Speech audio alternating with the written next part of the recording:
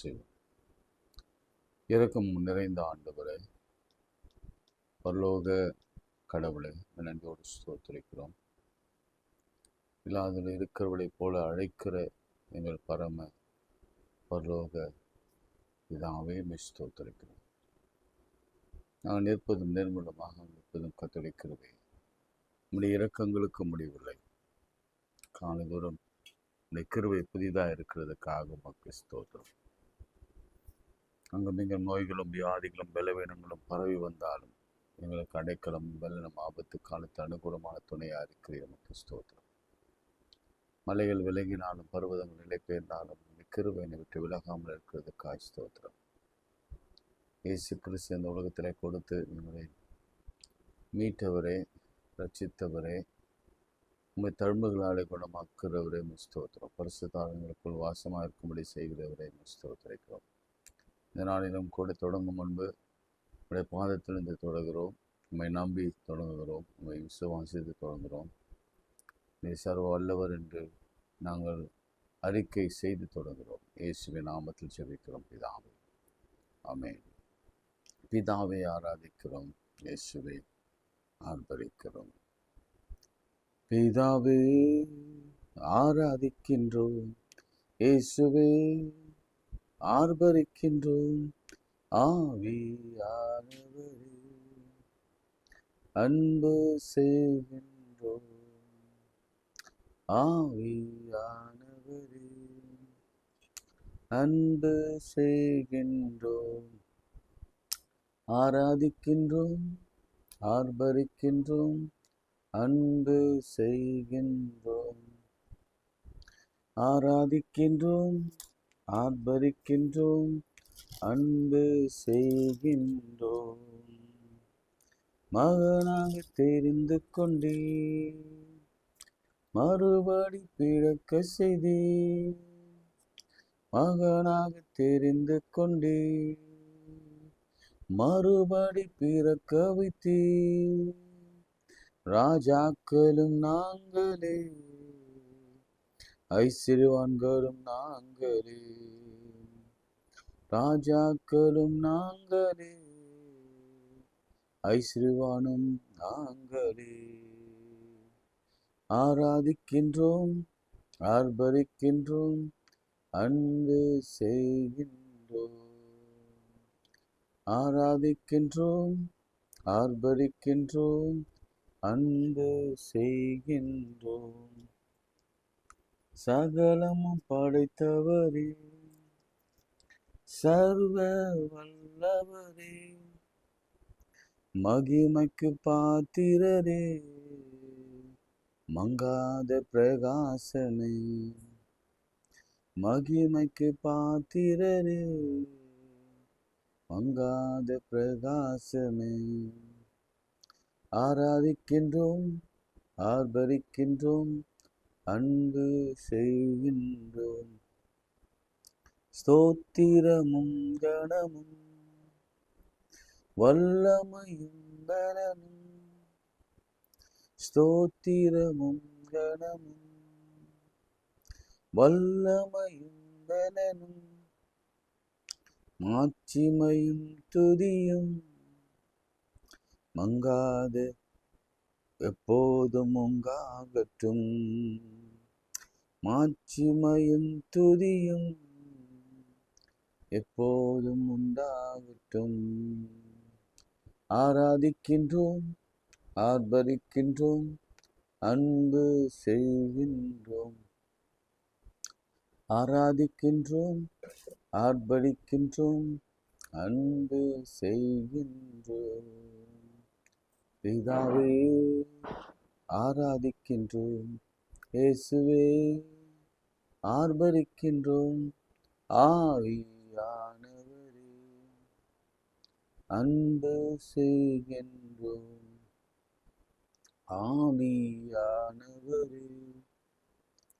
அன்பு செய்கின்றோம். கரங்களை உயர்த்தி, ஆண்டவரே எங்களோடு உங்கள் வியாதிகளை நீக்கி போடும், எங்கள் பலவீனங்களை நீக்கி போடும், மன அழுத்தங்களை மாற்றும், குழந்தை பேரு உண்டாகும்படி செய்யும். எங்கள் இருதயத்திலே காணப்படுகிற வழிகளை மாற்றும், சிறுநீரகத்திலே காணப்படுகிற குழப்பங்களையும் வியாதிகளையும் எடுத்து போடும், சரும வியாதிகளை மாற்றும், அலர்ஜியை நீக்கி போடும், கண்களிலே காணப்படுகிற பிரச்சனைகள் மாறட்டும், நுரையீரலிலே காணப்படுகிற குழப்பங்களும் பிரச்சனைகளும் மாறியட்டும். ஆண்டவரே, இதனாலே நான் தழும்புகளாலே நீங்கள் குணமானீர்கள் என்று வேத வசனம் சொல்லுகிறதே. தழும்புகளாலே குணமடைய கர்த்தர் உதவி செய்வீராக. இதனால் எங்களோடு கூட பேசும், கடன்களை அடைக்க உதவி செய்யும். எப்பொழுதும் எங்களோடு எங்களை நடத்துகிற தேவனுக்கு ஸ்தோத்திரம் செலுத்துகிறோம். பரிசுத்தர், நாங்கள் அசுத்தர்கள். நீர் நல்லவர்கள், நாங்கள் கெட்டவர்கள். நீர் எப்போதும் உண்மையுள்ளவராக இருக்கிறீர், நாங்கள் உண்மையில்லாதவர்களாக இருக்கிறோம். நீரே எங்களை உண்மையும் நீதியும் நடக்கும்படி செய்யும். இயேசுவின் நாமத்தில் ஜெபிக்கிறோம் பிதாவே, ஆமென். பிரியமானவர்களே, எப்பொழுதும் நம்ம இந்த மண்டே இதுக்கு முந்தின நாள் நடந்த டெக்ஸ்டிலிருந்து தான் நாம் வாசிக்க போவோம். அதில் லூக்கா 4ஆம் அதிகாரத்தில் இயேசு கிறிஸ்து முதல் தன் ஊழியத்தை தொடங்கும் முன்பு அவர் எசேயா நூலை எடுத்து வாசித்து, லூக்கா 4ஆம் அதிகாரத்தில் கர்த்தருடைய ஆவியானவரின் மேல் இருக்கிறார். நம்ம அந்த ஆவியானவர் கான்செப்ட் முழுசும் படிச்சுட்டு.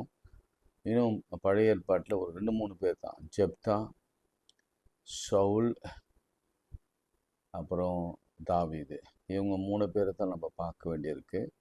கர்த்தருடைய ஆவி பெற்றவங்க. சிம்சோனை பார்க்கணும். சிம்சோன், ஜெப்தா, சிம்சோன் அண்ட் சவுல் அண்ட் டேவிட்டை பார்க்கணும். நியூ டெஸ்ட்மெண்ட்டில் இயேசு கிறிஸ்துவை நம்ம பார்க்கணும். யாரெல்லாம் ஆவியிலே நிரப்பப்பட்டாங்க என்பதெல்லாம் நம்ம பார்க்கலாம். அதில் இன்ட்ரெஸ்டிங்காக சிமியோன் பற்றி சொல்லும் பொழுதெல்லாம் அவன் ஆவியிலே நிறைந்தவனாய் அப்படின்னு தான் வரும், நிறைய வரும். அதையும் நம்ம பார்க்கலாம். இயேசு கிறிஸ்து லூக்கா 4ஆம் அதிகாரத்தில் ஒரு தரித்திரருக்கு சுவிசேஷம் அறிவிக்கப்பட வேண்டும், அவருடைய மேனிஃபெஸ்டோவே சொல்லுகிறார். சரி, இந்த நாளிலே ஒரு தலைப்பு ஆதியாகமம் 21ஆம் அதிகாரம். கொஞ்சம் திருப்பி வச்சுக்கோங்க. ஆண்டவர் பேச போகிறார்.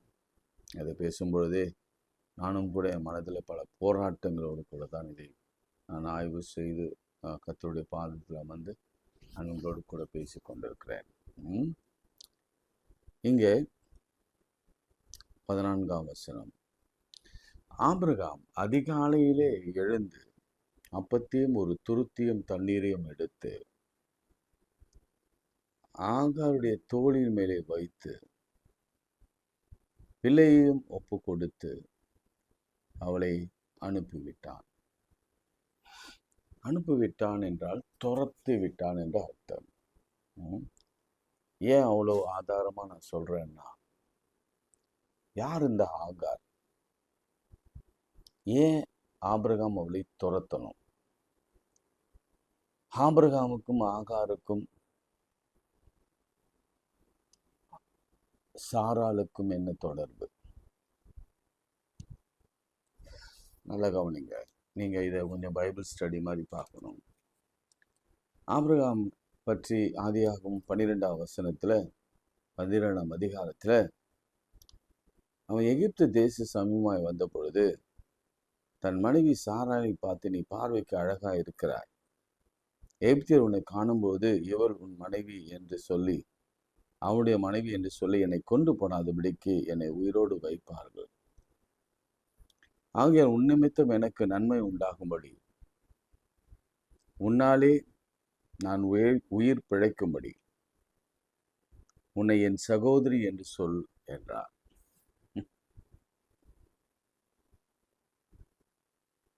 ரைட், நீங்கள் இதெல்லாம் நீங்கள் புரிஞ்சுக்கணும்.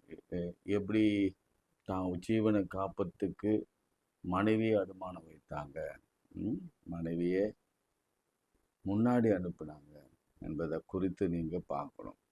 நம்ம பைபிளை டீட்டெயிலாக நம்ம ஆராய்ச்சி செய்யணும். இந்த பைபிள் எல்லாருக்கும் பொதுவானது. அதை எல்லாரும் அதை புரிந்து கொள்வதற்கு, ஆராய்வதற்கு அதுக்கு உரிமை கொடுக்கப்பட்டிருக்கிறது. சரிங்களா?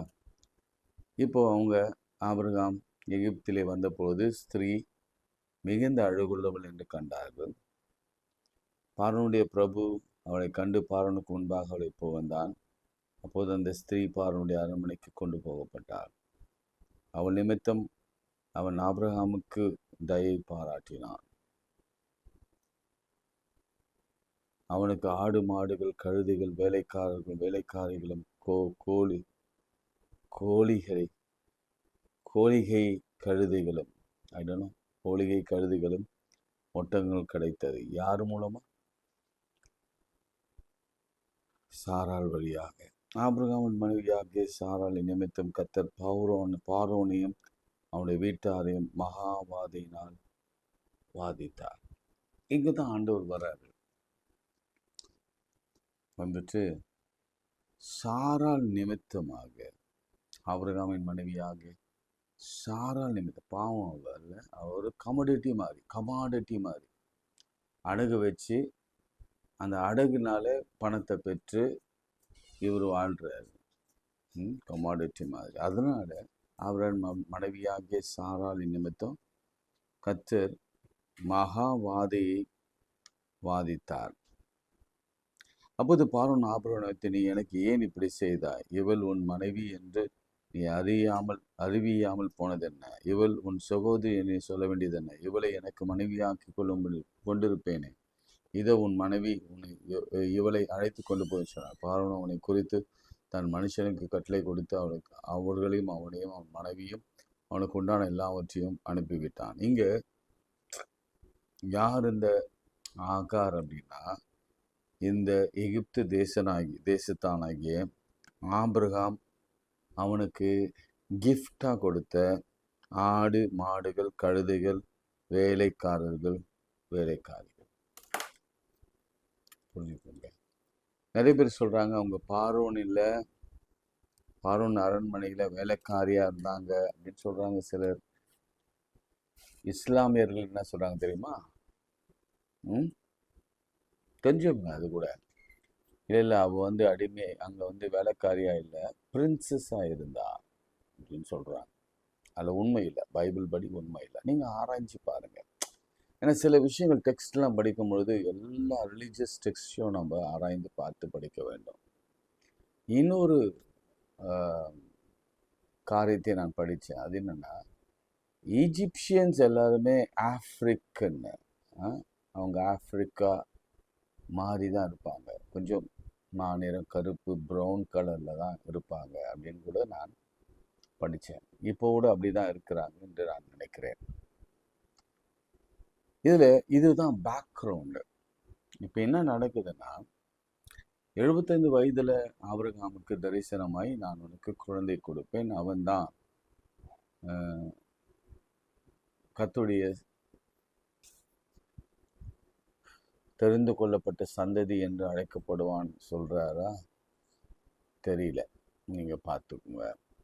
அப்படி சொல்கிறாரு. இவங்க வெயிட் பண்ணுறாங்க. சில நேரத்தில் 2 நேரம் சிரித்தாங்க, ஒரு நேரம் ஆபிரகாம் சிரித்தார், ஒரு நேரம் சாராள் சிரித்தார். சிரிக்கிறது தான் உங்களுக்கு தெரியும், நடக்குமா அப்படின்னு கேட்டார். சாராளே சொன்னார், இதெல்லாம் நடக்காது, தேவனால் கூடாத காரியம் ஒன்றுமில்லை என்ற வார்த்தை வருகிறது. கிட்டத்தட்ட ஒரு 25 ஆண்டுகள் கழித்து ஆபிரகாமுக்கு ஒரு பிள்ளை பிறக்கிறான். பிள்ளை அப்படி பிறந்து கொஞ்சம் வளருது. அப்போ ஆகார் பெற்றெடுத்த இஸ்மவேல் என்ன செய்யறான்? ஒன்றும் இல்லை, சாராள் பிள்ளையும் கொஞ்சம் அற்பமாய் அவன் பேசினான், எண்ணினான். அதுதான் நடந்தது, வேற ஒன்றும் நடக்கல. இது ஒரு டொமஸ்டிக் இஷ்யூ தான், பெரிய இஷ்யூலாம் ஒன்றும் இல்லை. இது ஒன்றும் பெரிய சொத்து தகராறுலாம் ஒன்றும் இல்லை. நல்லா கவனிச்சுக்கோங்க. கேலி பண்ணான், அற்பமாய் எண்ணினார், அவ்வளோதான், அற்பமாய் எண்ணினார். ஸோ இப்படிப்பட்ட சூழ்நிலையில் ஒரு நாள் ஆபிரகாம் என்ன சொல்கிறாரு? ஆபிரகாமில் சாராள் என்ன சொல்கிறாங்கன்னா, 10ஆம் வருஷத்தில் ஆபிரகாமை நோக்கி, இந்த அடிமை பெண்ணை அவள் மகனையும் புறம்பே தள்ளும். நல்லா கவனிங்க. அடிமை பெண்ணை மகனை புறம்பே தள்ளும். இந்த அடிமை பெண் பெண்ணின் மகன் என் குமாரன் ஈசாக்கோடு சுதந்திரவாளியாய் இருப்பதில்லை. இங்கதான் ரைட்ஸே வருது. சுதந்திரவாளியாய் இருப்பது இல்லை. அதனால பரியாசம் பண்ணானா. என்ன வசனம் வருது? பின்பு எகிப்து தேசமாகிய ஆகார் ஆபிரகாமுக்கு பெற்ற குமாரனை பரிகாசம் பண்ணினான் என்று சாராள் கண்டு, இவன் சுதந்திரவாளி இல்லை, இவனை புறம்பே தள்ளும் என்று சொல்றாங்க. நல்ல கவனிங்க. ஒரு பெரிய ஏற்ற தாழ்வு இங்கதான் ஆரம்பிக்குது. அடிமை சுதந்திரவாளி கான்செப்ட், அடிமை ஆண்டான் என்ற கான்செப்ட். நல்ல கவனிங்க. ஒரு மோசமான ஒரு ஆரம்பம் ஆபிரகாம் காலத்துல ஆரம்பிச்சிருக்கு. இது யாரால் ஆரம்பித்ததுன்னா கர்த்தரால் ஆரம்பிக்கல, ஆபிரகாம் சாராளால் ஆரம்பித்த ஒன்று. சரிங்களா? இத மகனை குறித்து சொல்லப்பட்ட காரியம் ஆபிரகாமுக்கு மிகவும் துக்கமா இருந்தது. அதனால கர்த்தர் சொல்றார் ஆபிரகாமுக்கு, இந்த பிள்ளையும் இந்த அடிமை பெண்ணையும் குறித்து சொல்லப்பட்டதே உனக்கு துக்கமா இருக்க வேண்டாம். ஈசாக்கினிடத்திலே உன் சந்ததியை விளங்கும், ஆனால் சாராள் உனக்கு சொல்வதெல்லாம் கேள் என்றார். ஆண்டவரே சொல்றாரு, சரி பரவாயில்ல, அவனை தள்ளி விட்டுரு, போட்டோம், தள்ளு, சாராள் சொல்றபடி நடக்கட்டும், தள்ளி விட்டுரு. அடிமை பெண்ணின் மகனும் உன் வித்தா இருக்கிறபடியால், இவதான் ஆண்டவர் வர்றார் வெளியில, ஈக்குவலா வர்றாரு, ஈக்குவல் ரைட்ஸ் கொடுக்கிறார், ஈக்குவல் ரைட்ஸ். அவரே சொல்றார், அடிமை பெண்ணின் மகனும் உன் வித்தா இருக்கிறபடினால் அவனையும் பெரிய சாதியாக்குவேன். இந்த கான்செப்ட் பாருங்க. நான் நினைக்கிறேன் அங்க ஆரம்பிச்சு போட்ட அந்த நச்சு விதை இன்றைக்கும் இந்த உலகத்துல அவ்வளவு பயங்கரமா பற்றி அதை பிடுங்கி எடுக்கவே முடியாது. லிட்டரலி ஸ்பீக்கிங் பாருங்க, யூதர் ஜூஸுக்கும் அராப்ஸுக்கும் நடக்கிற பிரச்சனையும் எடுத்துக்கோங்க.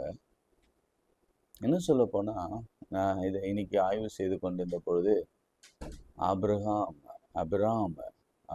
அப்படின்ற வார்த்தை, ஆபிரகாம் என்ன பண்ணியிருக்காரா, அவங்களுடைய டிசெண்டன்ட் ஆகிய 2 பிள்ளைகளை, அது ஒருவேளை கேத்துருவால் பிறந்த பிள்ளைகளாக இருக்கலாம், அவங்க என்ன பண்ணாங்களா, நம்ம நாடுகளுக்கு, கிழக்கு ஆசியா நாடுகளுக்கு வந்திருப்பாங்க போல இருக்கு. ஒரு ஒரு ஒரு ஃபாரினர் பேசுறாரு, இதை நல்லா கவனிங்க, வந்திருக்காங்க போல இருக்கு. அதுல இருந்து தான் பிராமின் வந்தது. அப்ராம்ல பிராமின். இதெல்லாம் நீங்க மனசுல வச்சுக்கோங்க. எப்படியெல்லாம் பிசாசு தந்திரமா சில காரியங்களிலே அவன் செய்து இந்த சமூகத்தை எப்பொழுதெல்லாம் பிரித்திருக்கிறான் பாருங்க.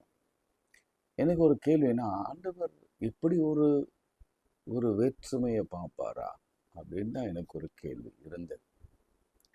ஒரு கண்ணில் ஈசாக்கையும் இன்னொரு கண்ணில் இஸ்மவேலையும் பார்ப்பாரா, அல்லது ஒரு கண்ணில் ஆகாரையும் ஒரு கண்ணில் சாராளையும் பார்ப்பாரா என்ற கேள்வி.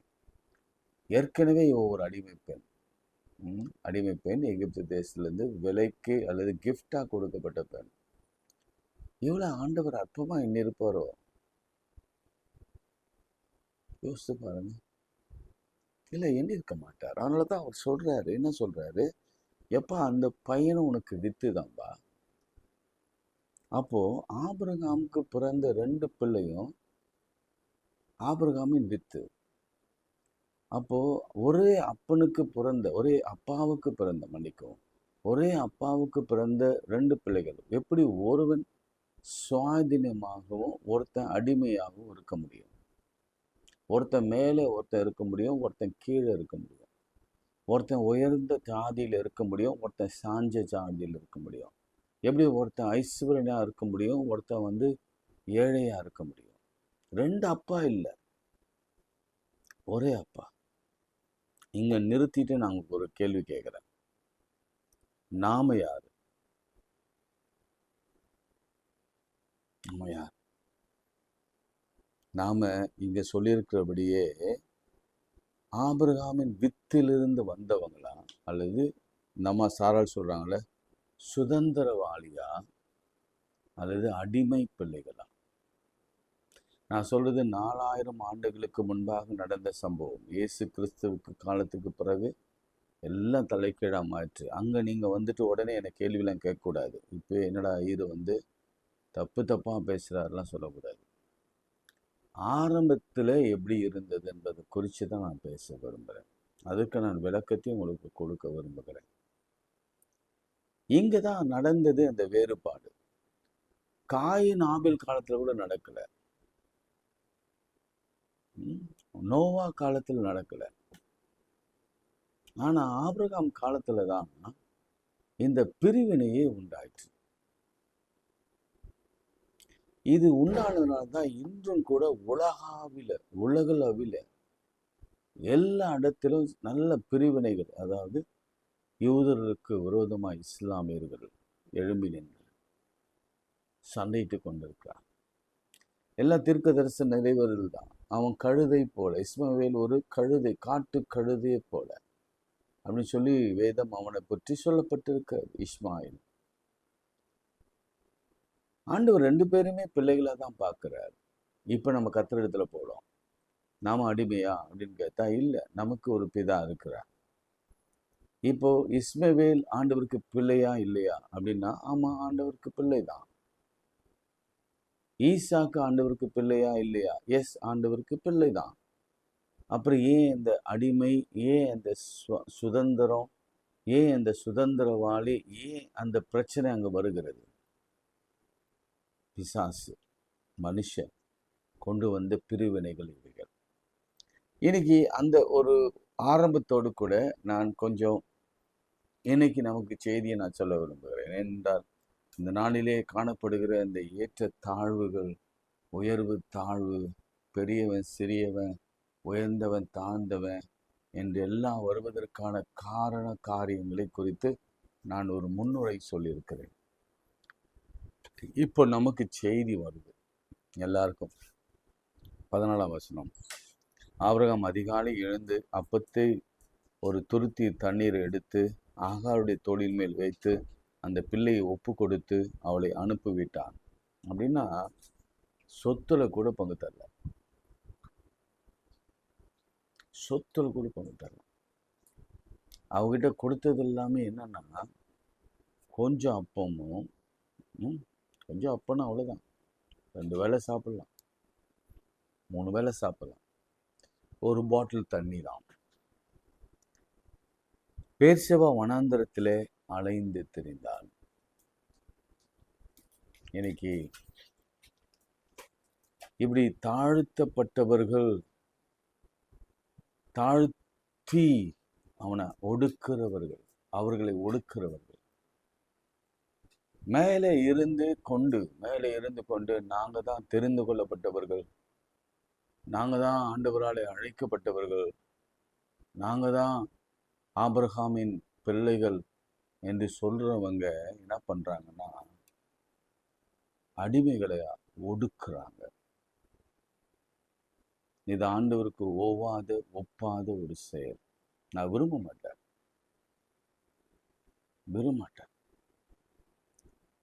ஆண்டவர் எந்த காலத்திலும் அநீதி உள்ளவர் அல்லவே. அவர் நியாயம் செய்கிற கர்த்தர் அவர்.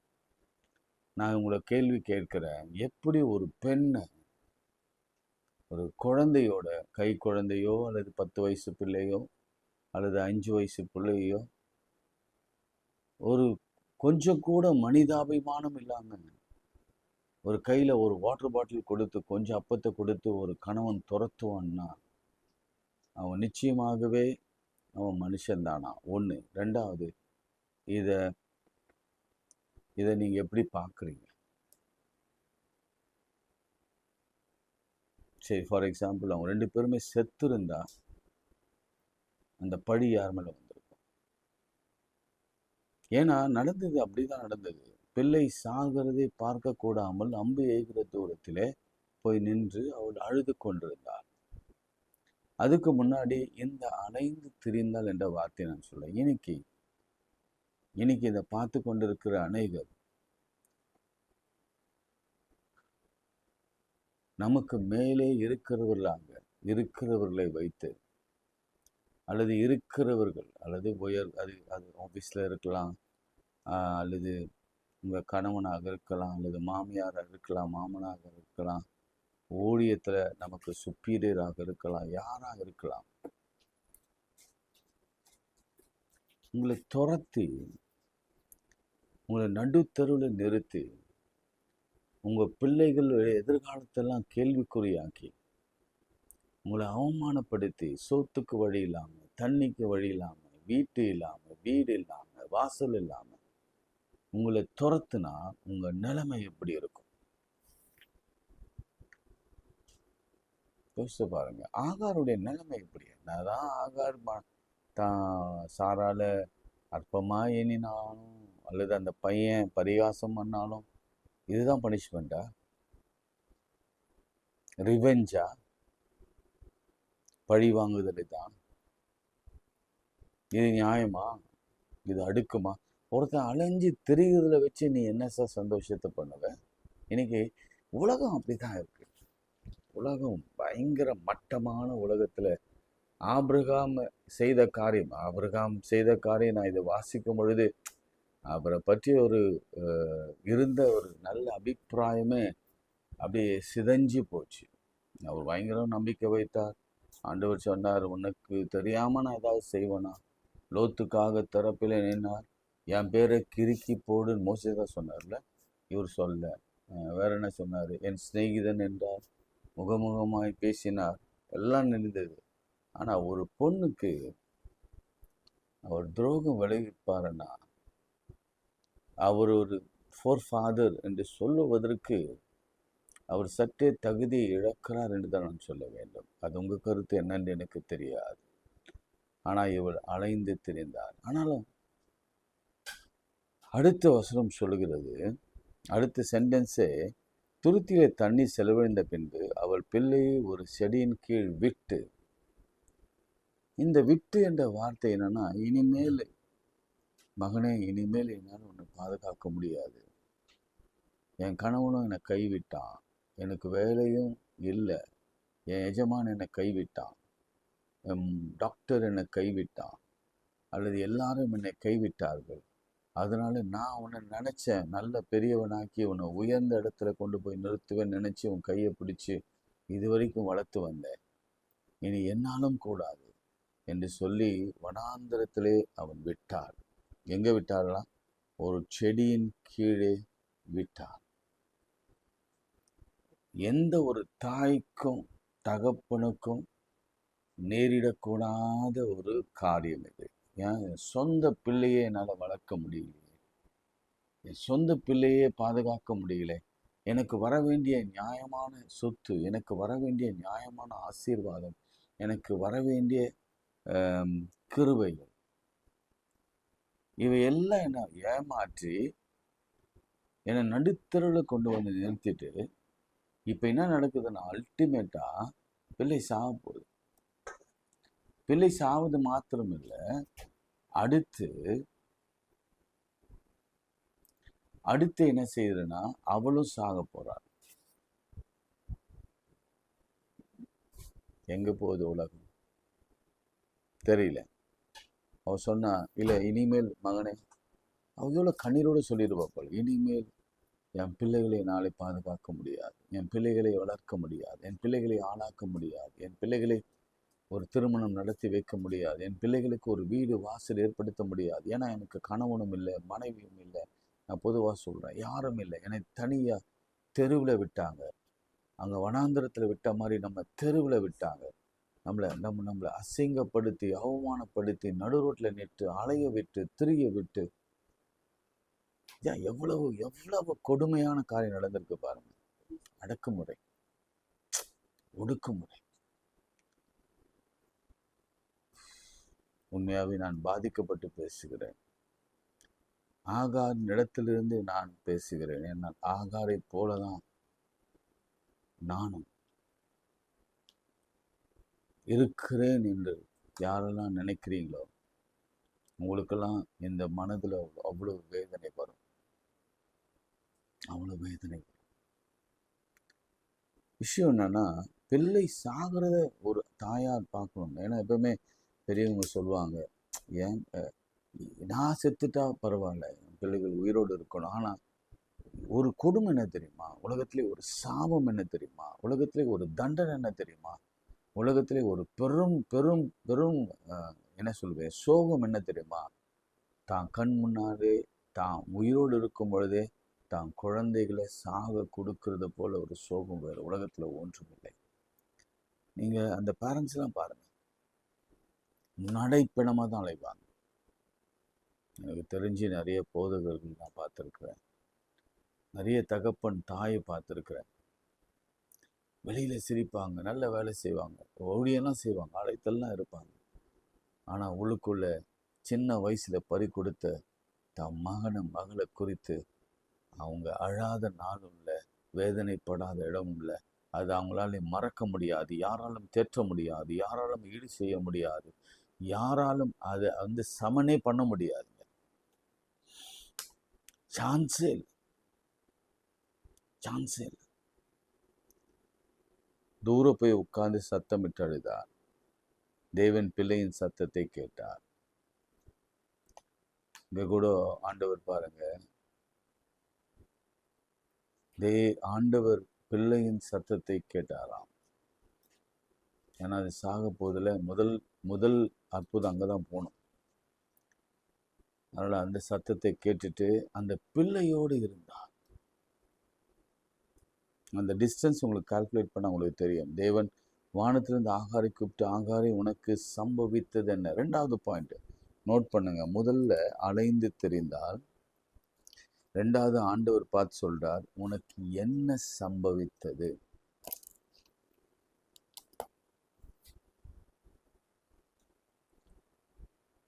தமிழ்ல வேற என்ன வார்த்தை சொல்லுவீங்க? உனக்கு என்ன நடந்தது? என்ன ஆச்சு? யார் உன்னை என்ன செய்தா? எப்படி இது நடந்தது? எதற்காக நடந்தது? ஏன் அழுகுற? உன் பிள்ளைக்கு என்ன ஆச்சு? ஏன் உன் பிள்ளைய அங்க தூரம் விட்டுட்டு வந்திருக்கிற? ஏன் அழுகுற?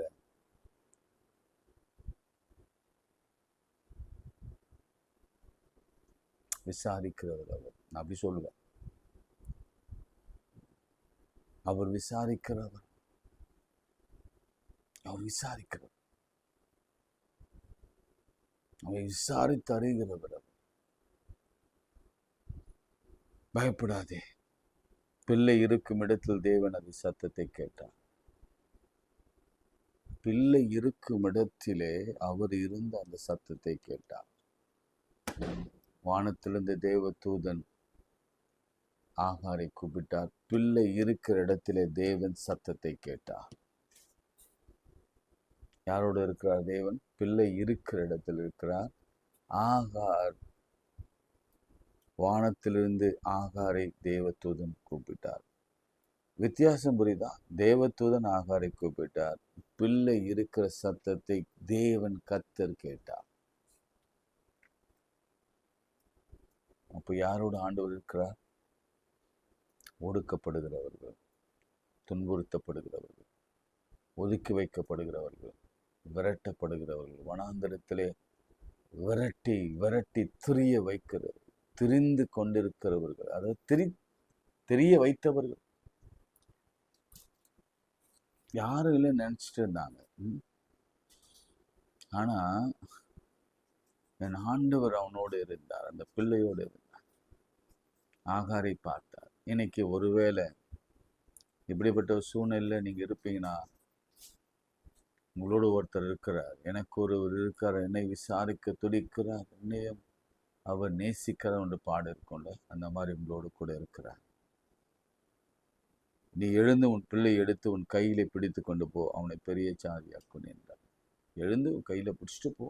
முதல்ல கைவிட்டா, இல்லை நீ கைவிட வேண்டிய அவசியம் இல்லை, போ, உனக்கு கையில பிடிச்சு கொடுக்குற. இப்போ சாப்பாடு இருக்கா? தண்ணி கிடைக்குது. ஒரு நீரூற்றை திறந்தார் பக்கத்திலே. கையில பிடிச்சிட்டு போட்டா. அந்த பிள்ளை வனாந்திரத்திலே வில் வித்தையிலே வீரனாக இருந்தது. எவ்வளவு தூரம் ஆகாரம் நடத்தினார்னா பாருங்க, 21ஆம் வசனத்திலே, அவன் பாரான் வனாந்திரத்திலே குடியிருக்கையிலே அவனுடைய தாய் எகிப்து தேசத்தாளாகிய ஒரு பெண்ணை அவனுக்கு விவாகம் பண்ணி வைத்தாள். செத்து போயிடுவோம் நினைச்ச பிள்ளைக்கு கர்த்தர் அந்த பெண்ணினாலே, அப்பா செய்யல கல்யாணம், அம்மா தான் பண்ணி வச்சாங்க. நீங்க நினைக்கல எனக்கு அப்பாவே இல்லை, கவலைப்படாதவங்க, அம்மா உங்களுக்கு கல்யாணம் பண்ணி வைப்பாங்க. நிறைய விஷயம் நான் பேச வேண்டியிருக்கு, என் உள்ள குமரல்கள்லாம் சொல்ல வேண்டியிருக்கு. நிறைய விஷயம். இந்த காலத்துல குனிறவன் குனிந்து கொண்டே இருக்க வேண்டும், நிமிர்ந்திருக்கிறவன் நிமிர்ந்திருக்க வேண்டும், கீழே இருக்கிறவன் மேலேயே வரக்கூடாது. அடிமைதான், ஆண்டான் தான், அவனுக்கு உதவியே செய்யக்கூடாது. அடிக்கிறவனை அடிச்சுட்டே இருப்பான், அவன் அடி வாங்கி கொண்டே இருக்க வேண்டும். சமூகம் இதுதான் சொல்லுது. நாளைக்கு இயேசுவின் பெர்ஸ்பெக்டிவ் பார்க்கலாம். ஆனா இது ஆதி ஆகமத்துல ஆபிரகாமில் நடந்த ஒரு நிகழ்ச்சியில இங்க ஒரு பெரிய வேற்றுமையை பார்க்கிறோம். என்ன வேற்றுமை தெரியுமா? எஜமான் வேலைக்காரி அல்லது சுதந்திரவாளி அடிமை.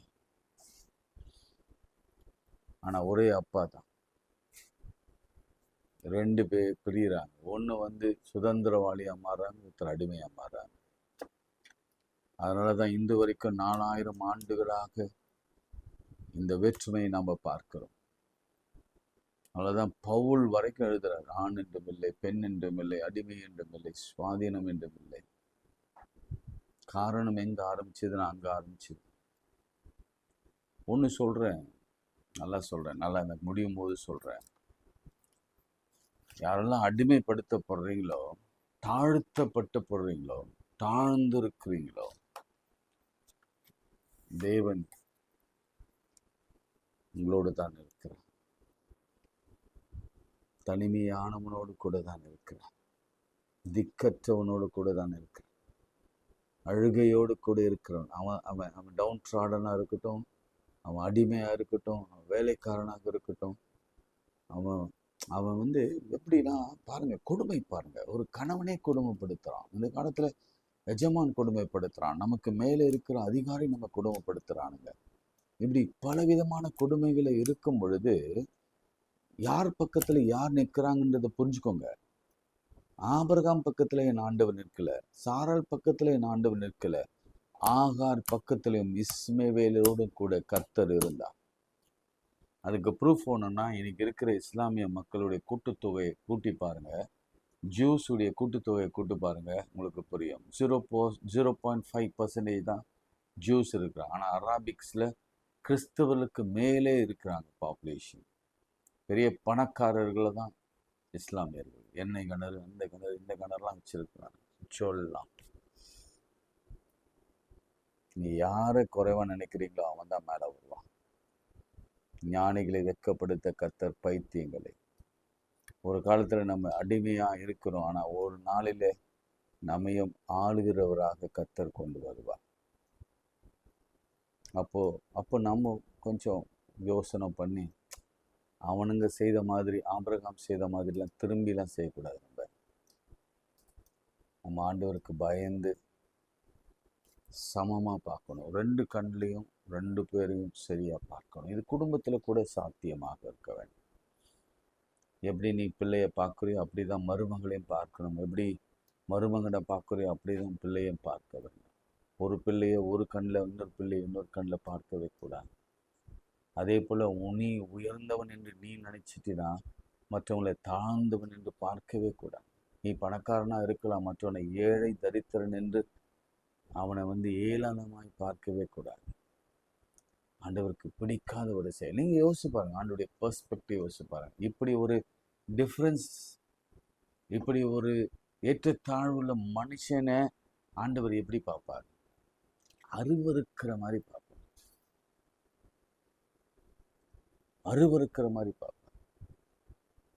ஜெபம் பண்ணலாம். அன்புள்ள ஆண்டவர், இந்த விலைக்காய் ஸ்தோத்திரம். ஆண்டவரே, மனதின் பாரம் எனக்கு, ஆகாரம் நினைத்து நினைத்து நினைத்து வேதனை எனக்கு. ஆகாரோடு கூட என்னை நான் ஒப்பிட்டு பார்க்கும் பொழுது எவ்வளவு துயரங்கள். அவள் என்ன தவறு செய்தாலும் அதுக்கு மன்னிப்புக்கு உரியவள் அவள், ஆனால் தண்டனைக்கு உரியவள் அவள். அவங்க தான் அவங்களுக்கு வாழ்க்கையை கொடுத்தாங்க, ஆனால் அவங்களே அந்த வாழ்க்கையை பிடுங்கினாங்க. இது ஒரு தகப்பனோ ஒரு கணவனோ செய்கிற நல்ல காரியம் அல்ல, ஒரு சரியான தீர்வும் அல்ல. எனவே ஆண்டவரே, நாங்கள் ரொம்ப வேதனையோடு தான் இந்த நிகழ்ச்சியை பார்க்கிறோம். உம்மிடத்திலிருந்து இன்னும் நல்ல பதிலுக்காக காத்திருக்கிறோம். நேர்மையான பதிலுக்காகவும், நியாயமான பதிலுக்காகவும், நியாயமான தீர்வுக்காகவும், இந்த ஒடுக்கப்படுகிறோடு கூட நீ இருக்கிறீர் என்பதை புரிந்து கொள்ளும்படியா இவங்களை கொஞ்சம் உயர்த்தி அரியணையில் அமர வைக்க போகிற நாளுக்காக காத்திருக்கிறோம். ஒருவேளை எங்கள் புரிதலில் தவறு இருந்தால் எங்களை மாற்றும். ஆனால் ஒடுக்கப்படுகிறவங்க, அலைந்து திரிகிறவங்க, அழுது கொண்டிருக்கிறவங்க, இது என்ன சம்பவித்தது என்று நீங்கள் கேட்டீங்களே, அதுவே எங்களுக்கு விசித்திரமாக இருக்கிறது. என்ன சம்பவித்தது? உமக்கு தெரியாமல் எதுவும் நடக்க வாய்ப்பு இல்லை. ஆண்டவரே, தெரிந்தே கேட்டீங்களா அல்ல தெரியாம கேட்டீங்களா தெரியாது, ஆனாலும் வேதனை வேதனை தான், இழப்பு இழப்பு தான், கஷ்டம் கஷ்டம்தான். கஷ்டப்படுறவங்களுக்கு தான் அந்த கஷ்டம் தெரியும், அழுகிறவங்களுக்கு தான் தெரியும், பிள்ளையை பறி கொடுத்தவங்களுக்கு தான் தெரியும், ஒதுக்கப்பட்டு துரத்தப்பட்டவங்களுக்கு தான் அந்த வேதனை தரும். சம்பவித்ததை உம்மிடத்தில் சொல்லுகிறோம், சம்பவித்ததை உம்மிடத்தில் சொல்லுகிறோம். நீங்கள் கேட்டீங்கன்னு சொல்கிறோம். சம்பவித்தது எங்களுக்கு சம்பவித்து கொண்டிருக்கிறதை நாங்கள் சொல்லி கொண்டிருக்கிறோம். எனக்கு ஒரு தீர்வை கொடுங்க. இயேசுவின் நாமத்தில் செபிக்கிறோம் பிதாவே, ஆமென். நமது ஆண்டவராகிய இயேசு கிறிஸ்துவின் கிருபை, பிதாவாகிய தேவனுடைய அன்பு, பரிசுத்த ஆவியின் ஐக்கியம் நம் அனைவரோடும் மீண்டும் மீண்டும் சதாக்கள் நிலைத்திருப்பதாக. ஆமென்.